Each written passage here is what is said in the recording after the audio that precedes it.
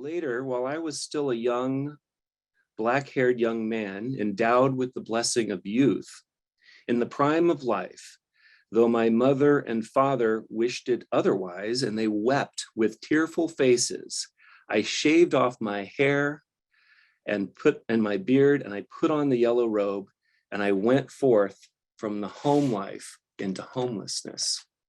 I went forth from the home life into homelessness.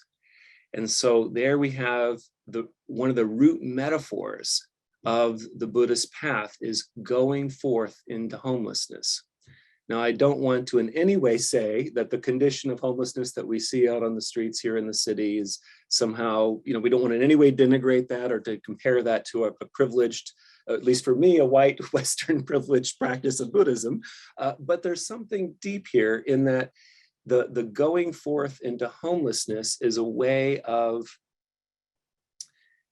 moving out of that which we are attached to, shedding our attachments in the world. And actually, early tradition monks continue to shed their attachments and put on the saffron robe and pick up a beggar's bowl and actually only can receive food and sustenance from the generosity of others.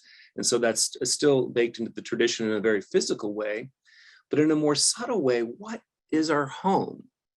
What is our home? It's all of that karmic conditioning, all of that way that we are patterned and habituated in our attachments, our way of seeing ourselves and seeing other people, all of our prejudices and all of our stereotypes and all of our cultural and our family history and our personality patterns and on and on and on, is all of these things that create these deep grooves that we in this group know as karma. That karma is our refuge. It's our home in the early Buddhist tradition. And when we are doing what in the sutta they talk about as the ignoble search, we're continuing to search for relief through the creation of more karma, trying to get relief in any other way by finding an object that will satisfy us. And going forth in that way, in a very deep way, is coming out of that karmic conditioning, coming into what I think this group would know as not knowing.